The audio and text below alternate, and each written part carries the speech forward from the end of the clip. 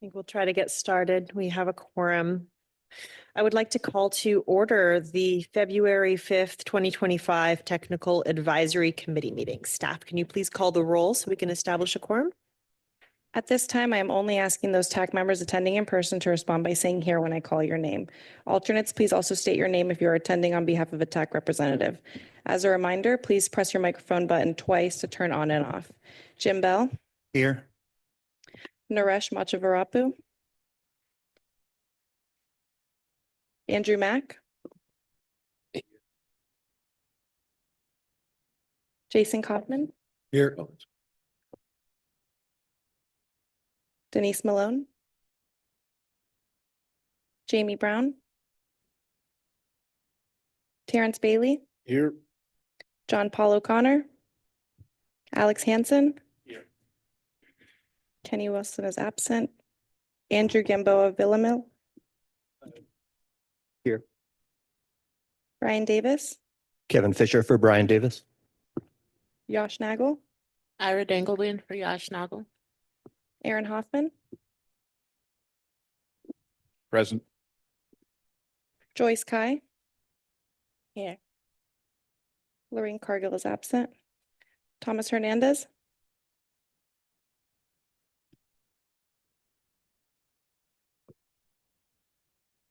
Anders Vian, Present. Kim Delaney, Felipe LaFaso, Present.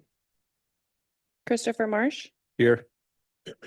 Jonathan Rainsvold, Tim Stillings, alternate. Natalie Crowley, Here. Melissa Ackert, here, Jessica Keller. Thank you. We have a quorum. Thank you. Item 1B, modifications to the agenda. Staff, are there any modifications? No, Madam Chair. Okay, thank you. So we're moving on to item 1C, motion to approve the minutes for December 4th, 2024. Are there any changes to the minutes? Yes, I believe I communicated with staff yesterday. There was a statement that was attributed to me that I thought needed to be adjusted, and it was adjusted. So I believe there's a slight revision to the minutes. And I would make a motion to adopt that revised version. I have a revised version, but I think it would help the committee, Alex, if you could just, provide a very brief summary as to what those changes were for the benefit of Yeah, the it was committee. basically a statement that I made in which I had some concerns about changes to the LRTP as it pertained to railroad expansion project. The statement that was attributed to me made no sense whatsoever.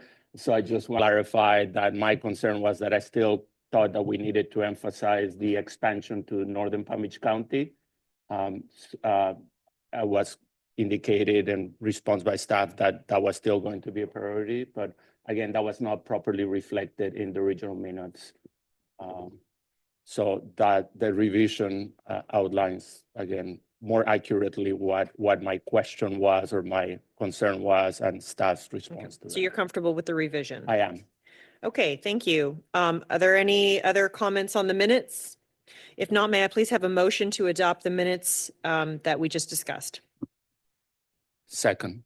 And a motion by Andrew, second by Alex.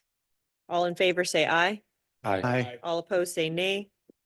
Okay, motion passes. Item D, 1D, general public comments and public comments on the agenda. Instructions have been provided on how to provide public comments. Staff, have any comments been received? Yes, Madam Chair, we do have Victoria Williams here with the Turnpike, who's going to give an update on an upcoming Turnpike widening. If you take that comment now, Victoria, are you ready to? She just has a quick message related to an update on that, and then she has a handout for everyone. Appreciate the opportunity. Is that right? Hold it. There we go. I have some that are sitting out by the liaison report and the agenda. It's a hard copy of our invitation to attend our public meeting for the widening in the segment from north of Okeechobee Boulevard to south of Beeline Highway. This is going to include some very key improvements, a lot of the bridges Roebuck Road, 45th Street, M Canal. Aside from that, we're going to widen, and this will hook up to the Beeline Highway, where there's a lot of work going on right now too, with a district project. And this will include a lot better signage, pavement markings for our smart cars to be able to see. And stormwater drainage improvements have been a big component of a lot of our projects. Noise walls will be studied, and given where it qualifies, our design, completing it in the fourth quarter of 25, and there is construction funded in October of 26. So that meeting is February 25th. It's going to be virtual. And then at the Marriott, Okeechobee Boulevard, Thursday night, 27th of February. Thank you. Thank you very much. Staff, are there any other comments? No, Madam Chair. Okay. The next item is comments from the chair and member comments. Does anybody have any comments? I'd like to invite at this time any member comments. Jason. Thank you. I didn't see that flyer that was mentioned by the Turnpike staff in the documents. Is that something that can be shared with the group? Yes, Andrew Euler. She has ones available right now for you if you'd like that. It was out on the table, but we can get you one. And then, yes, we can send it out as Okay. well. Thank you. All right, thanks, Jason. I have no comments, so we will move on to the next agenda item, which is 1F, the TAC liaison report. At this time, I'd like to invite Andrew Euler to provide an update. Thank you, Madam Chair. So in front of you is the liaison report. This will also be available online after the meeting. Just a few updates. Congratulations to West Palm Beach. They adopted a complete streets policy on February 3rd. You can find out more about other ones and complete streets guides on our website at palmbeachtpa.org/complete streets. Next is our Transportation Alternatives Program, the TA program. The funding cycle is still open, so applications go through February 14th. It's getting pretty close to that deadline. You are required to have a pre-app meeting with TPA staff and FDOT. If you have not scheduled that and you really need to do that still, you need to talk to Brian Ruscher, who's with us in person today, to get that set up. AARP Community Grant Challenge is live until March 5th. And this is for a quick action grant program that funds local products that make communities more livable for people of all ages. Next, Florida Bicycle Month is coming up. Brian Ruscher is going to provide an overview of that and some ways to get involved later in this meeting.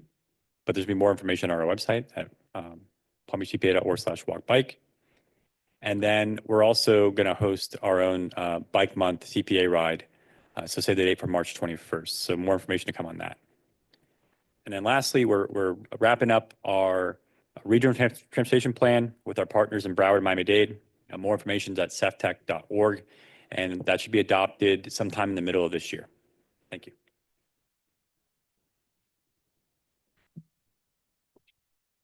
Okay, is that everything, Andrew? Yes, Madam Chair. Okay, thank you. I would just like to make one brief comment, and I forgot to mention it earlier under the comments from the chair, but I think it fits nicely under your report. I did want to just personally thank you and your executive director, Valerie, and other staff that participated in the Palm Beach Gardens Public Safety Day event. We had it last year, and I think last year, for the benefit of the committee, I even showed some photos of our pop-up traffic garden. So I don't have photos today, but it was the same concept where we did a pop-up traffic garden for children. We partnered with Jack the Bike Man, and Jack provided a bunch of bicycles for children to be able to utilize. And it was just a wonderful event. It was a great day. The TPA staff participated and provided their resources to do helmet fitting. And then we donated free helmets for all attendees. And basically the pop-up traffic garden concept is to teach children the rules of the road. And so there was a whole simulated little city that has all the road signage, and it was a big undertaking, but everybody chipped in and was very happy. And I just wanted to personally thank the team from the TPA staff for helping us do that. All right, so we are moving on to action items. Action item 2A, motion to recommend adoption of the 2025 safety targets. At this time, I'd like to invite Brian Ruscher, the Deputy Director of Multimodal, to present this item. Welcome, Brian. Morning. Thank you, Madam Chair. Good morning, members of the TAC committee. Today, presenting to you item 2A, safety performance measures for Palm Beach TPA. So you all have seen this presentation likely before, not a lot of new faces, but we'll make sure that we get through it in details that you all feel comfortable making a motion to recommend adoption. So where do safety performance measures come from? Well, there are a slew of performance measures that we track, as well as indicators that we also track, but we're not measuring, located within the long-range transportation plan, the first of which is SAFE. We also have efficient, connected, multimodal, resilient. These are federally mandated and federally, there are federal performance measures that both the state and FDOT, state and FHWA both follow with respect to safety, and we closely align with those. And you can see that in the history of the Palm Beach Transportation Planning Agency's performance targets, which have been set consistently at 0 since 2018. So to give you kind of a lay of the land, the Federal Highway Administration publishes targets for themselves. The FDOT publishes targets, and the MPO sets targets for safety, resiliency, bridge conditions, et cetera, et cetera. The ones that we're talking about today are specifically for safety. The TPA has consistently had this target set at 0. FDOT and USDOT also have a target of 0 fatalities and 0 serious injuries. So we're all in line when it comes to Vision Zero in some way, shape, or form. Vision Zero also is known as driving down fatalities, or there's a couple of other campaigns and slogans out there, but Vision Zero is kind of the most prominent one that we identify with as a brand, and we have a Vision Zero action plan, which we'll get into in a little bit. These federal safety performance measures are tracked in 5 different categories. So we first follow just the raw number of people who are killed on the roadway system, the people who are seriously injured on the system, the target for combined non-motorist fatalities and serious injuries. So that tracks people walking, people biking. And we also look at the rate of these indicators. So for example, we want to make sure that for every 100 million miles traveled in Palm Beach County, that we're tracking that as well. And we do that because population can fluctuate, travel habits can fluctuate. The rate helps to give us an idea of what is the trend line overall for these serious injuries and fatalities.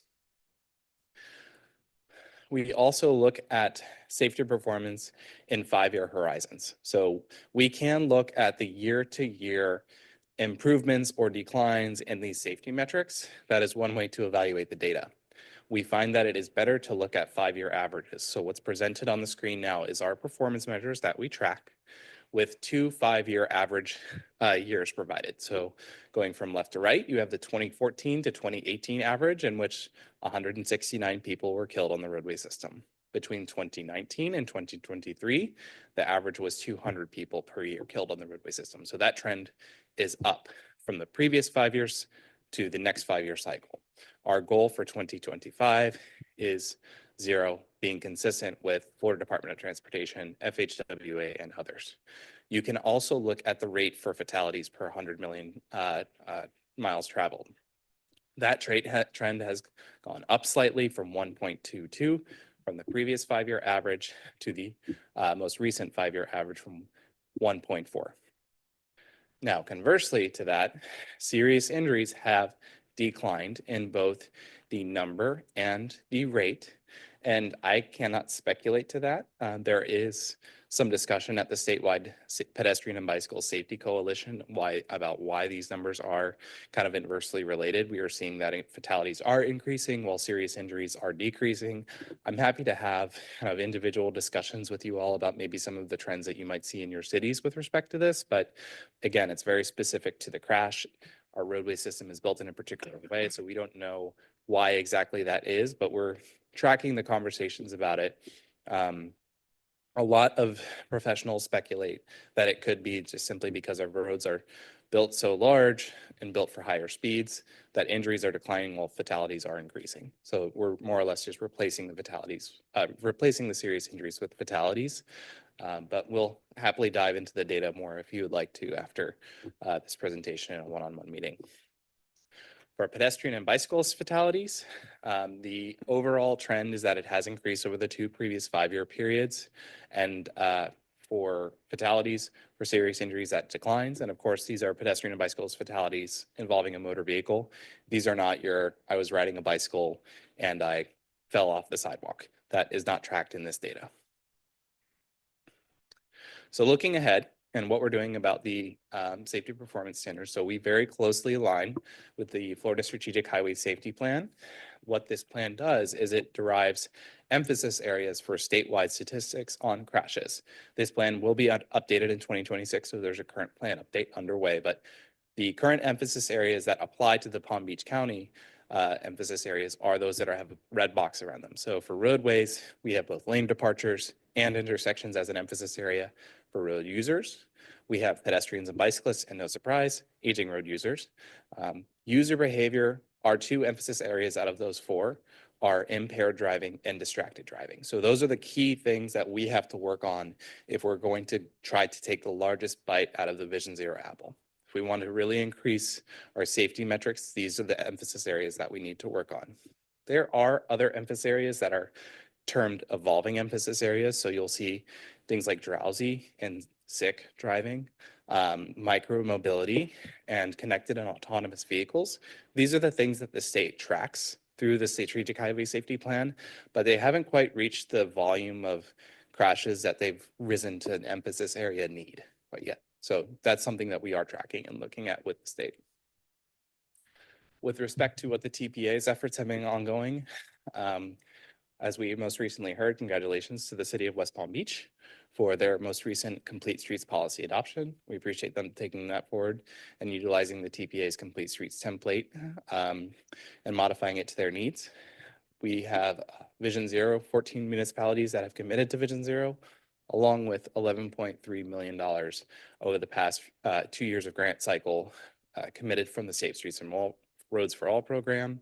We, of course, as Andrew mentioned, still have the TA program annually working to put in $5 million into the work program for local projects, many of them focused on safety, while also providing other grant support to FDOT grant programs like the local road safety program or rail safety efforts and initiatives. In addition to that, we go out into the community quite a bit. Most recently, we've been doing micromobility events. We hosted one in Gardens in June. We'll be looking to reschedule a postponed event that was postponed in January.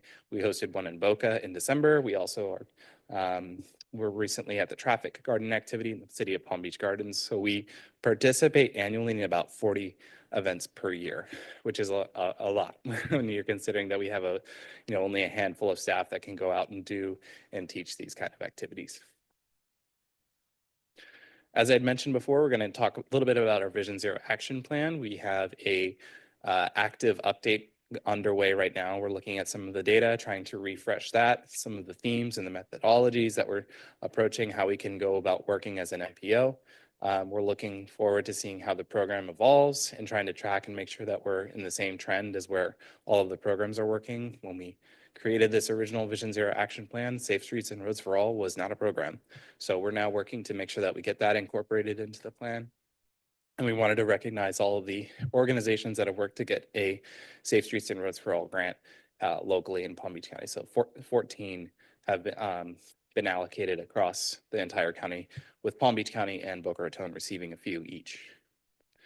And with that, I'd like to ask the committee for a motion to recommend adoption of the safety performance targets. Thank you. Natalie?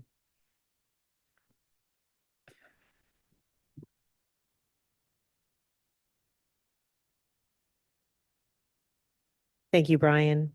Staff, are there any public comments at this time? No, Madam Chair. Okay, thank you. Opening it up to committee member comments. Alex. Question, Brian, could you go back to the slide that has the statistics, the safety statistics? Yes. That one. Just a question, just to clarify terminology here.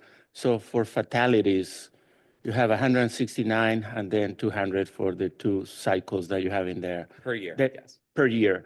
Then pedestrian and bicycle fatalities, you have 233 and 291. I'm trying to see what the difference is between pedestrian and bicycle fatalities and just fatalities, because the bicycle pedestrian number seems to be higher than the total fatalities. Yeah. Should be a subset of that, I Yeah, would I'll have to assume. check. I'll have to double check that data. We had to split it out yesterday. Do you? Yeah, I think it was that those are total for the 5-year periods. Maybe we didn't average that out. I apologize. We made that edit yesterday. We tried to break out pedestrian and bicyclist fatalities from the serious injuries, but we neglected to update that from my annual. So you'd take 291 divided by 5, and that would get you Okay. the numbers. Okay. That makes more sense. Thank you. I apologize for that area. That's We'll all right. update that for the board. Okay. Okay, thank you, Alex. Joanne? Or Jessica, I'm sorry. I had the same question as Alex, so thank you. But I also wanted to say nice job on the presentation, and thank you for the kudos related to the Complete Streets policy. But I need to give credit where credit's due. That work has been implemented by others in the city for the past 2 decades. It just wasn't an official policy. So I just want to make sure that those who came before me got the appropriate credit. Wonderful. Thank you. Okay, thanks, Jessica. All right. Do any other committee members have any comments at this time on this action item? And we have no public comments? Okay. I get, it's just very interesting to see we've had a discussion a lot of the time on the targets, being 0, and it's nice to hear that everybody is in line with the Vision Zero policy. I think we've had some healthy discussion in the past about that. But I still stand behind that 0 number and fully agree with it. It's always interesting and disheartening to see the statistics rise on fatalities. And I would love to talk to you, Brian, about, it is very interesting why that number is going down on serious injury. And I would suspect what you mentioned probably could be true, just the higher speeds and Right. I think you're just seeing higher rates of fatalities, unfortunately, which is just crushing. So, And there are a number of other factors too. I mean, vehicle sizes are larger. yeah, you have all these Vehicle safety weights are measures that larger. are in vehicles as Right. well. And yeah. so it can't just be something where it's, Yeah. serious injuries are being replaced with fatality. There's a lot of discussion points that we could go Yeah. into, but that's what is speculated a lot at the Sure. statewide level with the Right. safety coalition. So, But this body, the TPA does, so much to try to advance the message of Vision Zero and safety. So, I just, just keep up the great work and doing what you're doing and going out to the communities and trying to spread the word. It's going to take a lot to try to turn the ship. thank you. Okay, so I do need a motion for this action item. All right, motion by Andrew, second? Aye. Motion. Second Oh, motion. sorry, Alex. Alex with the motion? Alex seconded. Okay, so I have a motion and a second. All in favor? Aye. All opposed? Motion carries. Thank you.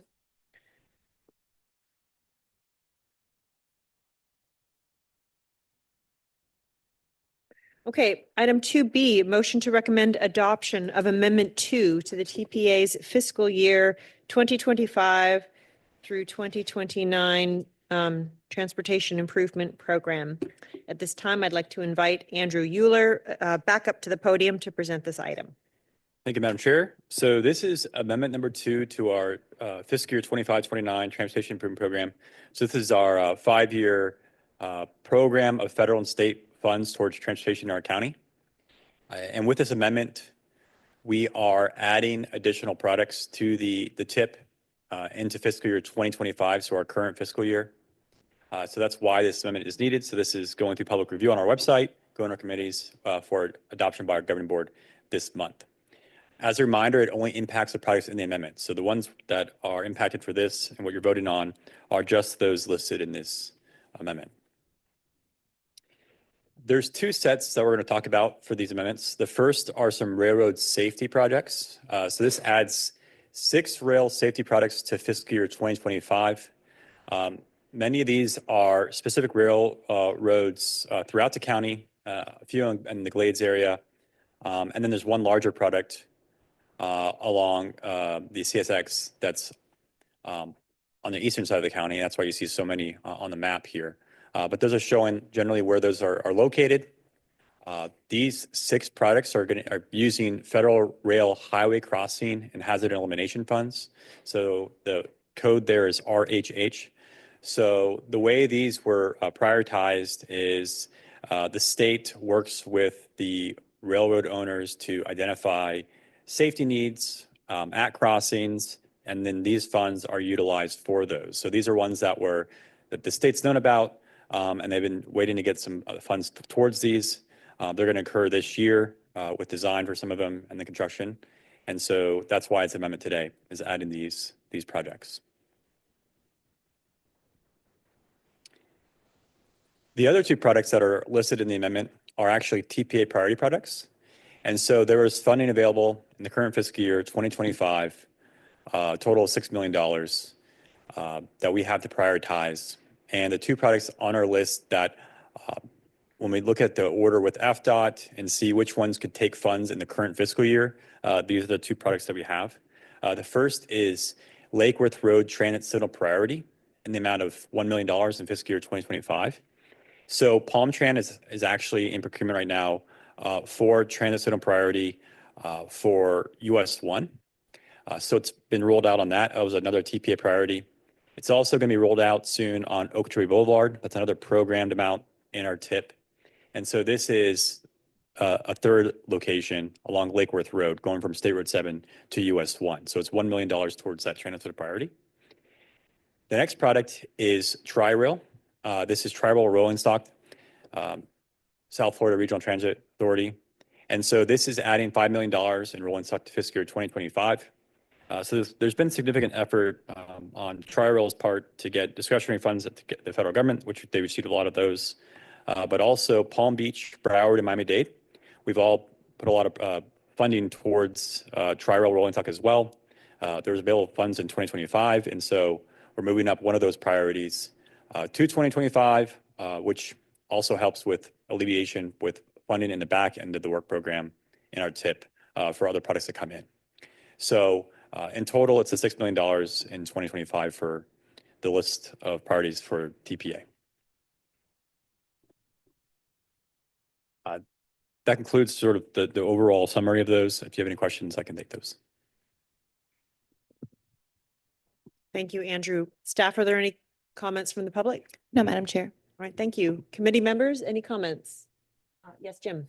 I have a question on the Tri-Rail rolling stock. How is that different than, I seem to recall last year that there was, in the local initiatives, there was a purchase of a new Tri-Rail car, and it cost a lot of money, and it actually affected a bunch of other municipalities, other projects that we wanted to do because a lot of the money was allocated specifically for that. How is this, is the rolling stock not the same thing as a car? Or, It is, yep, it would be.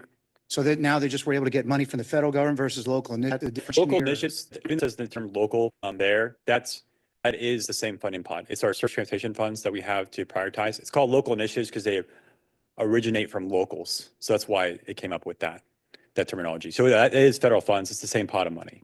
So this is the same proposal we saw last year. This is the actual kind of going Correct. forward with that then? Yep. So this was one, I forgot the product number, but it was, I think, scheduled for later on in the program, I think 2029 or so. And this is being now amended into fiscal year 25.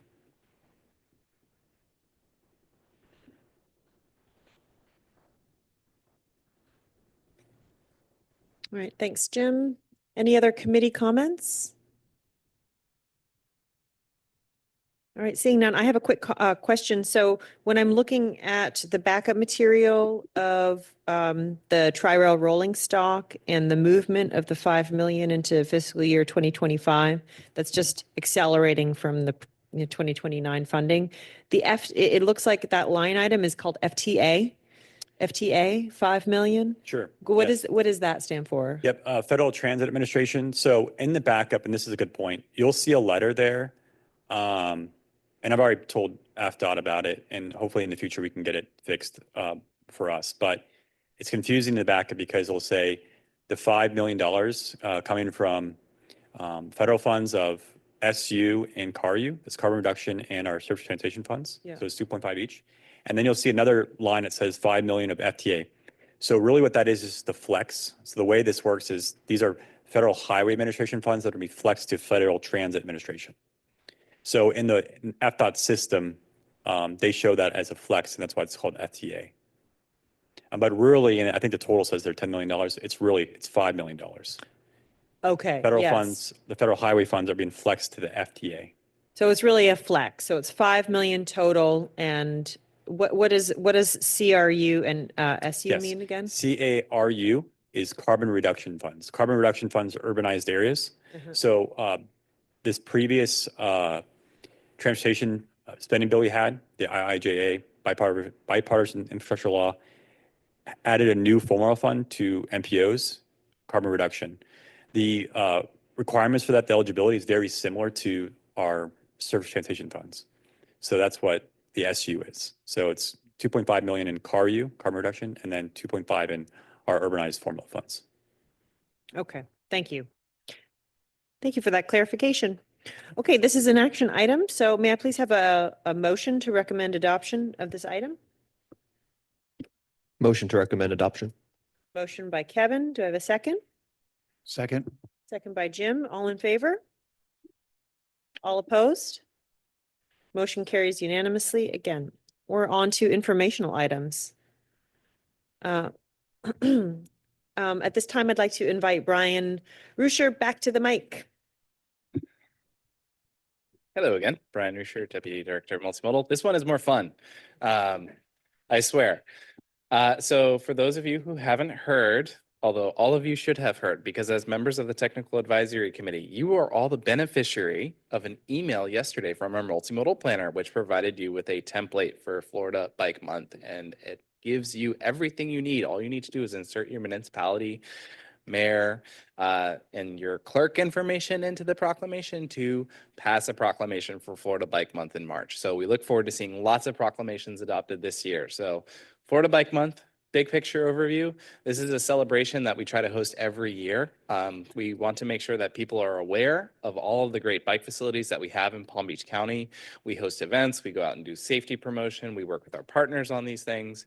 One key event, and you'll hear more about other events we have programmed. We don't have the materials quite finalized yet for these, but the key event that we host every year is our TPA bicycle ride.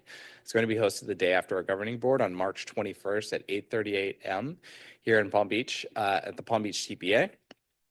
We might do a repeat of this year's Past and Mobility Week ride from October.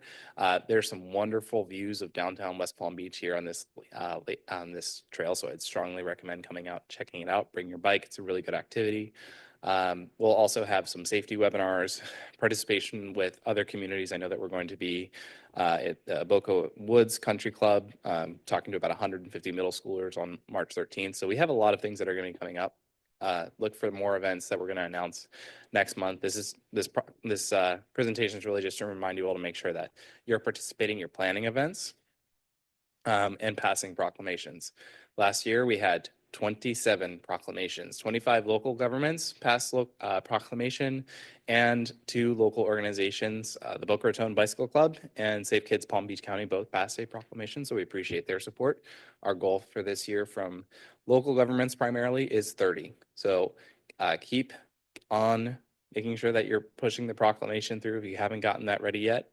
There are a couple of stakeholders in the room that I would love to see proclamations from. And I'll make sure that we reach out to you with a proclamation ready to go for your purposes to pass in March. To highlight some of the things that we've done last year, everything ranging from professional society rides we hosted last year with ITE and ASCE, to bike rodeos, to bicycle tune-ups. We had a night ride. You can see Jessica even highlighted on one of the night rides that we participated in. And we look forward to seeing more of these flyers coming in and more events being programmed for March. So just an encouragement for you all to get out there. If you do want to have a little bit of assistance in planning event, do reach out, but not to me. Don't call, don't text. Sol couldn't join us today. She is in Miami at the Dutch Bicycle Immersion event hosted by the Miami-Dade TPO. So she's learning about Dutch bicycle infrastructure today. Happy to give you her name and her contact, but you all know how to reach me as well if you really need to discuss further. So thank you all. I look forward to seeing and hearing all about all of your events in March. Thank you, Brian. Do any committee member have comments on this item? All right, seeing none, we'll move to the next item, B. The federal listing of obligated projects for fiscal year 2024. Andrew.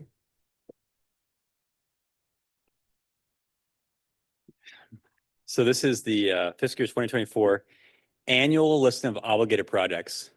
So Brian and I were talking about this before, and he's always getting the more exciting and visionary presentations, and I get a lot of the mundane ones, although vital, and these are required. So I actually prefer these, but this may be the most mundane presentation we have all year. I know, I'm sorry. But just to forewarn you though. So the obligated projects is basically what was actually authorized to be spent down in the prior fiscal year. So at the end of a federal fiscal year, which ends September 30th, and we start over on October 1st, at that send out the report to say what was obligated in the prior year. It's required to be published. And this is a great way of, showing our transparency about what truly is being spent with federal funds. And so what you'll see in this is the Transportation Improvement Program that you're familiar with, which is really our intent to spend federal and state funds on projects. And then we're supposed to show that compared to what was actually obligated with federal highway funds and federal transit administration funds. And then you'll also see negative balances in the reports. The full report is actually online. We just provided a summary in the backup. And then those negative balances are a de-obligation. So funds that were removed from a project, either product delay, wasn't necessary for completion of the project, or there's a cancellation of a project. And so we're familiar with the TIP development process, right? So we get to this entire process, then we have the active year of our Transportation Improvement Program. And then once that ends again on September 30th, we then are tracking the what happened that year for federal funding being spent. And the way this sort of works, made a quick sort of process here to showcase it is, we had the Transportation Improvement Program. Okay, so now it's been approved by us. The state has their statewide Transportation Improvement Program. It's been approved at the statewide level. So now the product managers assigned to these products can start asking the federal government to authorize these funds. They send that request to FHWA. The funds are authorized, so that means they were obligated. And the product manager can then begin spending those funds down throughout the fiscal year, right? So before they go and try to issue a construction contract, they need to have authorization to do that from the Federal Highway Administration. In total, in the past fiscal year, in our county was $141 million of obligations, federal obligations. There's a few, you'll see in the backup, there's a few reasons why there might be a difference between what is in the Transportation Improvement Program, so what we anticipated to spend towards products, versus what was actually obligated. It could be a product delay, right? So, for example, the bigger product, State Road 7, a couple years ago, it was 2018, funds were showing in 2018, and then products were delayed. So you'll see big variations at times if a product is delayed, why something might not be obligated. There's also another reason, a bigger reason, when you see funds that were sort of spent in the last fiscal year, but were never in the TIP for the past fiscal year.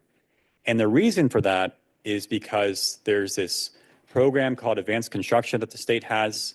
They have a bank of funds where they oversubscribe to projects. So they're basically flagging projects, and FHWA gives them approval to federalize a project, but they're spending state funds on it.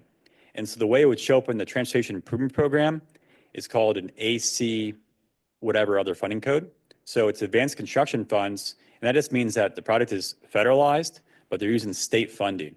A good example of this in prior years was Connors Highway, which is a resurfacing job that's ongoing now, but funds were programmed in the TIP using state funds with that Advanced Construction National Highway Resurfacing Program code, because later on they were going to seek reimbursement, and they actually did. So you'll see in the obligation report, $18 million in federal reimbursement, even though we don't have a TIP number for that.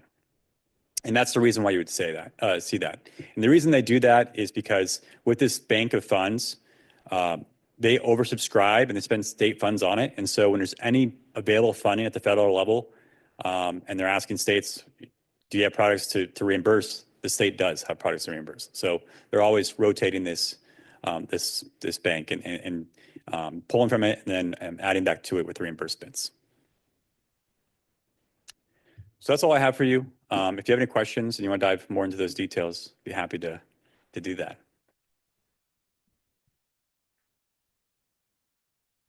Thank you. Staff, are there any comments from the public on this? All right, thank you. Committee members, do you have any comments on Andrew's riveting presentation? Yes. Okay, thank you. We are on to just administrative items.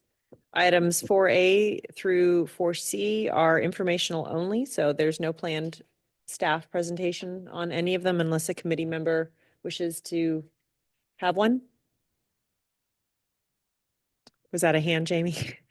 Okay. Okay, so seeing none, our next TAC meeting is scheduled for March 5th, 2025. Hope to see you all at Safe Street Summit on this Thursday and Friday. And at this time, our meeting is adjourned. Thank you.